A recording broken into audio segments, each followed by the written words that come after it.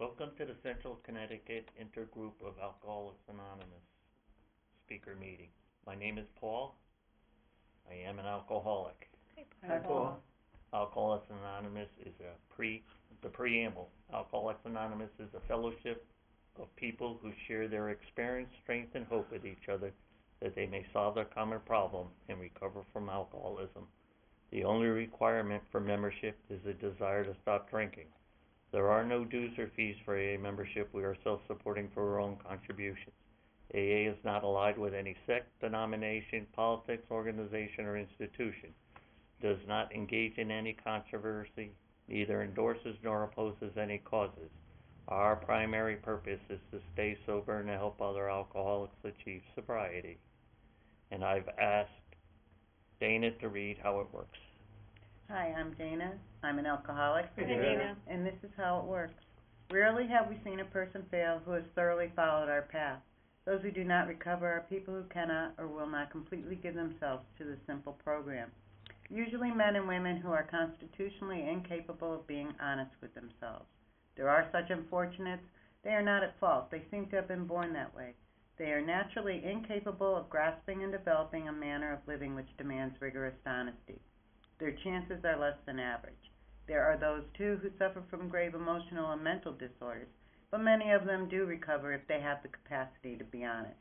Our stories disclose in a general way what we used to be like, what happened, and what we are like now. If you have decided you want what we have and are willing to go to any length to get it, then you are ready to take certain steps.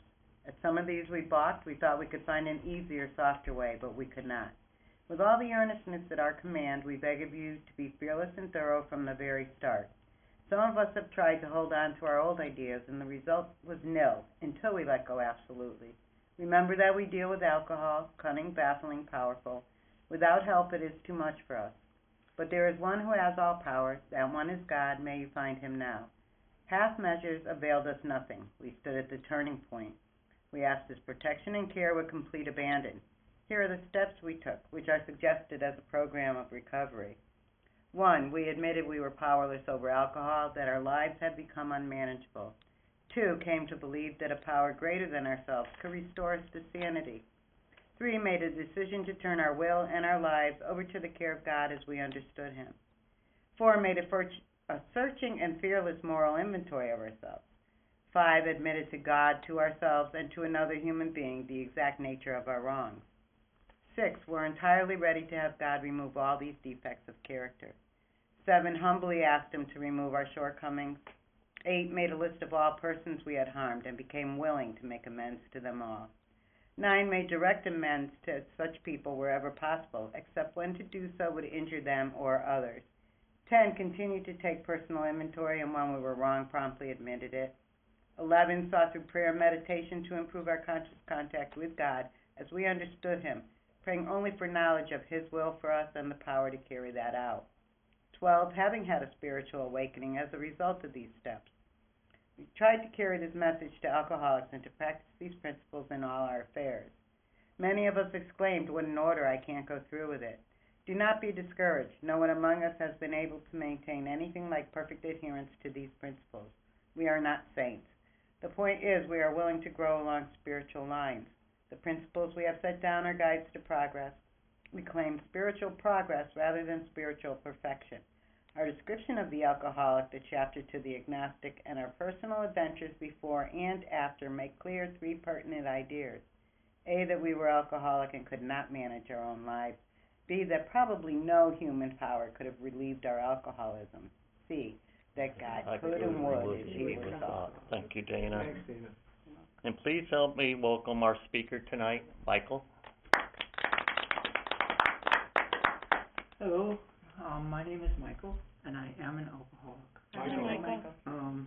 My sobriety date is February 9th, 1986, and I come here today welcoming God, my higher power, to speak through me to reach whoever's listening to this message of experience, strength, and hope. I grew up in a middle-class family. My father was a banker, vice president of a bank. And I don't ever remember seeing my father without a drink in his hand. He died by the time I was 17. And when he died, I remember saying, I will never, ever pick up a drink. My mom was a pass-out drunk for 3 years prior to his dying. So we'd come home from high school, my younger brother and I, and she'd be passed out. He was already using at the time of my father's death. But I just swore it. I turned 18, and the drinking age in Connecticut was still legal at that time. It was right at the changing point. I think I was legal for 6 months. My friends found out about it, and I was so they coaxed me into sitting in a bar, and they just put the drink in front of me, and I drank it, and it was like they said I made sense. They said that it was like I just came alive. You felt those inhibitions and all those fears that I had from growing up in an alcoholic family just make sense or not make sense, you know. I got drunk that night, you know. I was a junior in high school. My drinking lasted for 3.5 years until I hit bottom. Actually, it was 2.5 years before I hit my first bottom, and that was in 1984. I was in my second year of college, and I was decided to get an apartment with a couple of friends, and I actually ended up barricading myself in the apartment, and my 2 friends that were staying with me had to leave and go back home, and I was so scared. I was so scared. You know, I actually thought I had become God, being a Roman Catholic and having so many fears associated with that. So my 2 older brothers and my mom, who was remarried by that time, and my stepfather brought me to a hospital, and I started my beginning there. 1984. I wasn't even legal at that age because the drinking age had already changed. So it was I was 2 months before I turned 21, and it was interesting because I had a photo book. Several things happened when I was there. One, I had this photo book, and in it had keg parties because I used to like to throw keg parties, and I used to like to drink out of a keg. And the aides there said, whoa, what's this? You know, and they knew about my father being dead from alcohol and my mother being a pass-out drunk because she had shared it. I had shared that too. So, you know, they used that term, a dually diagnosis, psychotic and you know, the alcoholic. And it was at that point in time that I got induced to medicine and had really negative reactions to it. But I kept taking that, and at that point in time, and I ended up talking about my fears, and I had been, one of the things I had talked about was being abused by my father sexually and by a priest. And I had never talked about it. Both happened with my father. It happened when I was 9. With the priest, it happened when I was 15, 16, and 17. And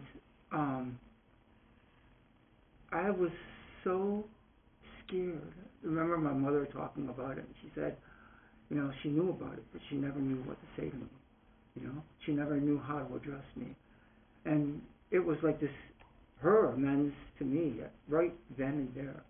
And our relationship and healing had started at that point in time. So when I came to the rooms the first time I heard about God, I was like, fudge. You know, it was like, I was still 21. And in my heart sometimes. And I just was like, what am I going to do, you know? And people would come up to me and say, well, just think of it as good orderly direction, you know? Just think of it as, and someone said to me, oh, I forget his name, but he said to me the most important words I think I ever heard. He said, you're not normal. And I said to him, huh? Well, how did you know I was in a psych hospital? And he said, oh, no, that's not why you're not normal. You're not normal because you're choosing not to drink right now. You crossed the line from that day that you had the first drink. You crossed that line, and that alcoholism took over. You left off where your parents, where your father died and your mother was just trying to get sobered up. And it was like, so you're trying not to be normal. And you had this addiction inside of you that said, I needed to drink. I needed that drink. I needed to cover the feelings. I needed to cover the reality of not wanting to live emotionally and spiritually. That was my psychosis. And he's like, well, you're not going to be the one that's going to stop that. It's going to be a power greater than yourself. It's going to be thinking about good orderly direction. It's going to be the rooms. It's going to be people in the fellowship. Just hearing their inspirations and the stories and the experiences, strength and hope, and just grasping onto that to want to live, you know. And I went to a meeting and I said, well, I'm going to go out with my old friends, and people said, oh, are they going to be drinking? And I said, well, probably. Are they going to be getting high? And I said, well, probably. And I said, I'm still going to do it. And they said, well, just come back and tell us how it was, and just don't drink, you know. And I did it for like 4 or 5 months, and I was working at a restaurant down the street from here, and it was February of 1985 that I was bussing tables, and a glass was half full. For an alcoholic, glasses just don't belong half full, so I just drank it, you know, and it just was like I needed to face the pain from the abuse. I needed to face trying to grow up. I needed to face becoming a man where I was afraid to become a man. I needed to face not hiding my feelings behind the beer, behind the alcohol, behind the marijuana. I needed to feel like I wanted to live. And the drink just melted me. I ended up getting a trailer behind a horse barn, again, not far from here. And I I did the dishes once. I was growing marijuana. I created in the bathroom. I somehow created this is in a trailer, a brewery, so I could try to grow my own, make my own hops, you know. And I destroyed that trailer. I destroyed it. And I lived in that. I figured, you know, I left the dishes in that sink for 9 months. Instead of doing laundry, I just threw the laundry on the floor and just went out and bought new clothes. So when my parents, my stepfather Marcel, who was the first man I could really trust, and my mom came on February 1986 and saw me in that trailer and saw that the pipes were frozen. I had no heat. I was basically homeless. And they just said, "You're coming with us." And I ended up going into another psych hospital, and I stayed there for 2 months. Then I ended up going to a state hospital, a place called Cedar Crest. And it was May of 1986, and my stepfather was a Spitfire, small French man. And he took me by the side and he said, "We're going out." And I was on a locked ward, and he said, "We're going out." And they got the doctor's note, because no one was going to say no to him. We went outside, and I saw a light come through a tree, and Bill W. talks about this, a spiritual awakening, this feeling inside, these are my own words, feeling inside that it's going to be okay. And it was at that point in time that I turned to my mom and I turned to my stepfather and I said clearly, I want to go back to AA. I want to go back to that Saturday morning Cheshire meeting, and I want to say to people, I am here, and I want to be sober, I want to be serene, and I want to live my life. And I want to live. And that was it. I want to live. I want to live. I want to live, you know? And I had the hardest time, because I was still taking medicine, I had the hardest time adjusting. And I was on partial hospitals, and I was, you know, living in the mental health world and living in the recovery world. And to this day, I'm so grateful that I had the recovery world of it and the fellowship of AA. I had people that I could identify with because they shared experience, strength, and hope. They didn't know what was best for me. They knew what worked for them. And it was like, wow, yes, this is so cool. And it saved me. For the first 5 years, I was on disability. I was not able to work. I was living in subpar housing. I actually got evicted from my housing because it was cockroach infested, not because of me. And you know, so my first 5 years of recovery were very tough. But I did one thing that saved me, and it was don't drink and go to meetings. Don't drink and go to meetings. And I went every day for 5 years. I got in a car accident, couldn't get another car, and I ended up, let me slow down, just so I can say a little more. I ended up having to walk to meetings. You know, I had a hard time reaching out. It was at meetings that I heard this one guy from Texas speak in the marijuana for a hospital, and he said he had 2 tattoos on his knees. One was ego, and one was pride. And he said to me, ego was easing God out. He said to the group. And I went, and pride was, yeah, do it, ease God out. You don't need this good orderly direction. You don't need this faith. You can do it. You can do it without drinking. There's that ego and pride. And I went up to him and said, do you really have tattoos on your knees? And he said, and he was a 6'4" guy. I remember it like anything. And he said, no. And he said, son, put your shoes on your bed, get on your knees, cover up your ego and pride, and do it for a month. And just talk to this good orderly direction. Just talk. And just have hope that it's going to be okay. And I did. And after a month, my mom and people in the program were saying, holy smokes, you're calming down. It's getting okay, you know? You're making sense. It's like that first drink, and I was really feeling that sobriety because it wasn't about me that needed to survive anymore. It was me that had this good early direction and this loving God, because I learned it in these rooms, that was going to give me this faith. And it was the people in the rooms that were giving me this common sense of get on your knees, cover up your ego, your pride. Have the faith that you can live your life. Just don't drink, go to meetings, work the steps. The steps was where I learned about the powerlessness in first step. I had the hardest time saying I was powerless because as a survivor, you cannot give up what you feel like you have.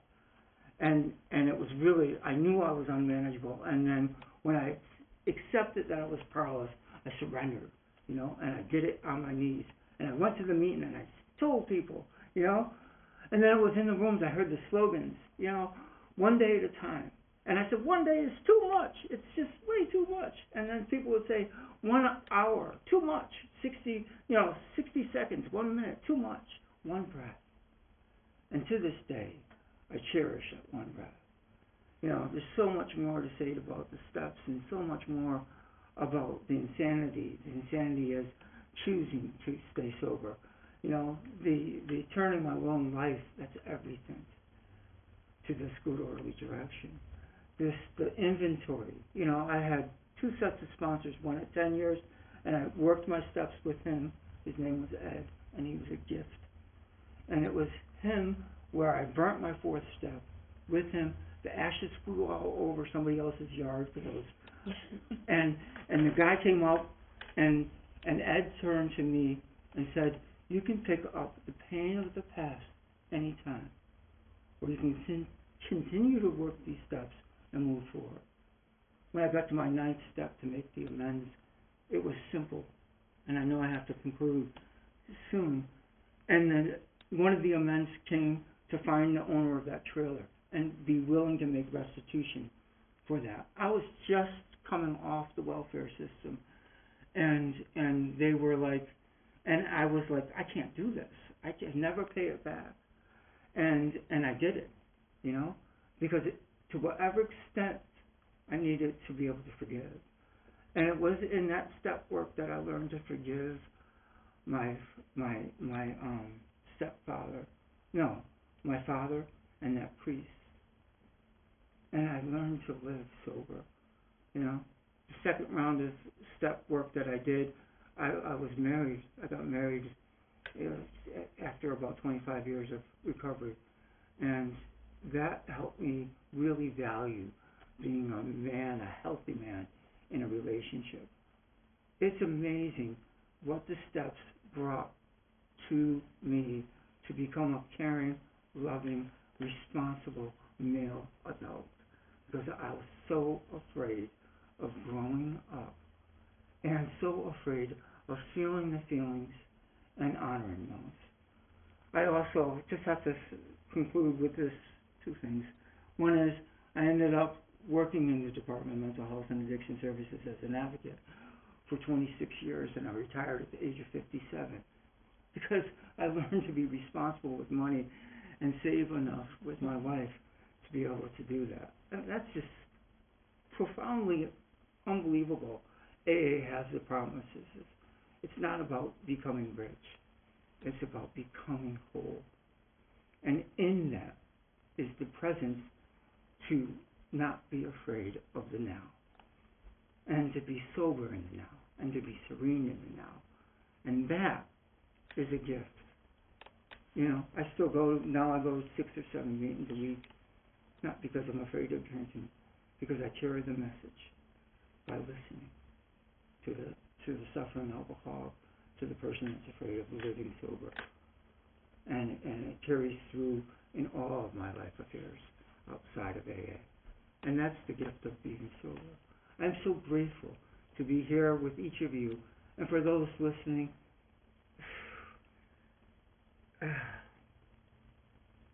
may the God of your understanding, may you find the faith, may you find the rooms, whatever it takes to have hope that you too can live sober and serene, or continue to improve on the sobriety that you may already have. With that, I'll end. And thank you for listening. Good job, I'd like to thank you, Michael, for speaking tonight and sharing that very powerful message. I could really identify with a lot of your story and understanding that I am an alcoholic. I am powerless over alcohol, and that I needed the group to teach me how to become an adult male. I missed those lessons early on in life, and it just amazes me on how powerful your message was. I could totally relate to it. And they always tell you, if you come to enough meetings, someday you're going to hear your story, and I think tonight was the night. So thank you. Deanna? Hi, my name is Deanna, and I'm an alcoholic. Hi, Deanna. Hi, Deanna. Well, thank you, Michael. We've known each other kind of peripherally for many years, and I'm honored to have been able to hear your story tonight. I love when someone is willing to share and be raw and exposed and honest, and share their experiences and how putting down a drink and working the steps and being a member of Alcoholics Anonymous has changed their life. It's why I come, and so I really appreciate you sharing your story with us tonight, and thank you. Thank you. Thanks, Pete. My name's Hannah. I'm an alcoholic. Hi. Hi, Deanna. Thank you so much, Michael, for your sharing your story and sharing the message of hope. I think I don't always relate to people who didn't seem to struggle so deeply with just this feeling that you couldn't live, with or without the alcohol, but like, I could hear the despair in your voice, and I could feel it back in myself, before I stopped drinking. And I think the amount that you had to get through to be where you are now, like, I don't know exactly how hard it was, but I know it was hard. And I thank you for being still a voice of hope for those that need it.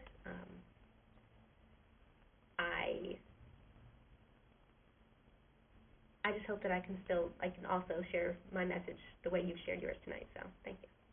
Thanks. Thank you, Hannah. Hi, I'm Dana, and I'm an alcoholic. Hey, Hi, Dana. Dana. And wow, that was really a powerful message. Yeah, it always amazes me when somebody speaks that vulnerably and straight from the heart. It was really a powerful experience listening to you this evening, and I just thank you very much. Thanks, Thanks, Dana. Dana. Dana. My name's Kathleen. I'm an alcoholic. Hi, Kathleen. It was great to hear you. I really appreciate you sharing. I related both to the incidents that happened in your life and the feelings that you've had, both not sober and sober. And it was just a very powerful message. I'm so glad you're here. Thank you. Thank you, Kathleen. Kathleen. Hi, my name is David. I'm an alcoholic. Hi, Hi, David. Hi, David. Thanks, Michael, for sharing, especially on short notice like that. And very good message, and I'm glad you're able to share it tonight. Thank you. Thank you, Thanks, David. David.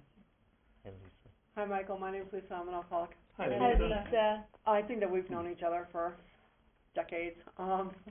And you mentioned your stepfather, and I was like, that's who it is. You know, Spitfire for sure.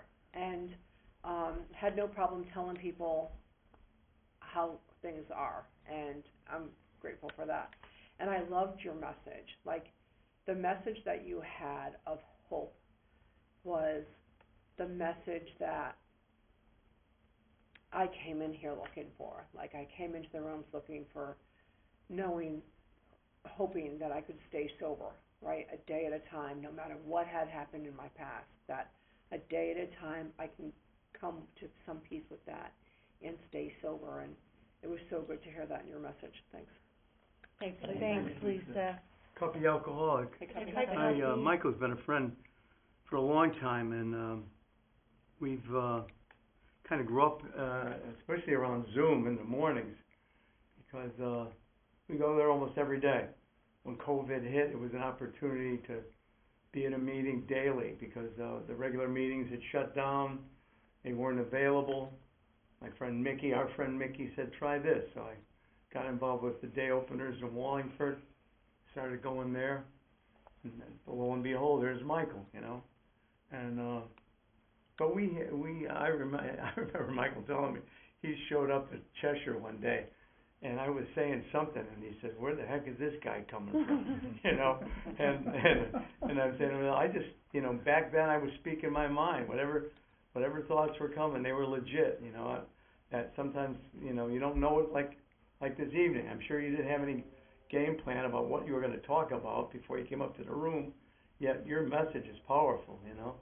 For anybody that has the ability to take in all that you share tonight, they're blessed. So, you know, I'm just grateful to know that you're still in my life. You do a lot of service work. You stay connected. You're very focused. You don't just walk the walk. You don't just talk the talk. You're doing it. So, and thanks for the ride tonight. I appreciate that too. Thank you. Thanks, Guppy. I'd like to thank Michael again and everybody for a great meeting. I am responsible. When anyone, anywhere reaches out for help, I want the hand of AA to always be there, and for that, I am responsible. Well Thanks. done.